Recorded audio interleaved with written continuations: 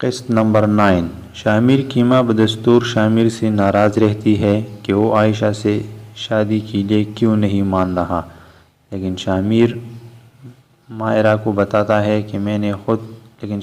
اپنی ماں کو بتاتا ہے کہ میں نے خود عائشہ کو سب کچھ سچ سچ بتا دیا۔ اس بات سے اس کی ماں بہت ناراض ہو جاتی ہے۔ ماہرہ شادی سے بہت انکار کرتی ہے اور اس کی ماں بہت روتی دھوتی ہے، لیکن اس کا بھائی نہیں مانتا اور شادی کے لیے بضد رہتا ہے۔ شامر سنگاپور جانے سے پہلے ماہرہ کو فون کرتا ہے اور جب وہ بات کر رہے ہوتے ہیں تو جاوید ماہرہ کو فون پر بات کرتے ہوئے دیکھتا ہے۔ وہ غصہ ہو جاتا ہے، اس سے فون چھین کر توڑ دیتا ہے اور ماہرہ کو تھپڑ مار دیتا ہے اور اسے برا بھلا کہتا ہے۔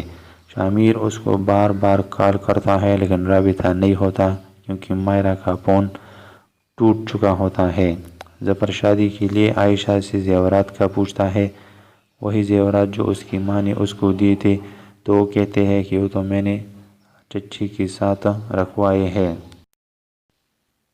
ظفر پھر جا کر اپنی بھابھی سے زیورات مانگتا ہے تو وہ فوراً بہانہ بنا دیتی ہے کہ وہ تو میں نے لاکر میں رکھے ہیں، لیکن لاکر کی چابی گم ہو گئی اور میں کل آپ کو وہ دے دوں گی۔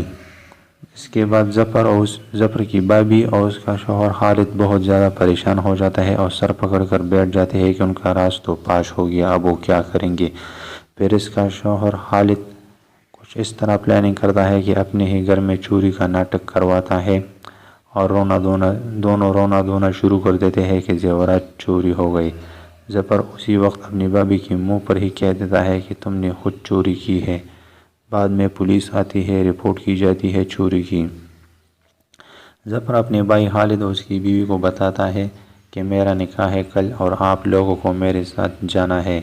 وہ دونوں بہت حیران و پریشان ہو جاتے ہیں اور پھر ظفر سے بحث کرتے ہیں تو ظفر غصہ ہو جاتا ہے اور کہتا ہے کہ جب میں خود یہ ساری جائیداد، یہ فیکٹری، یہ سب کچھ کر سکتا ہوں تو نکاح بھی میں خود کر سکتا ہوں۔ اگر آپ کو جانا ہے تو چلے جائے، نہیں جانا تو مت جائے۔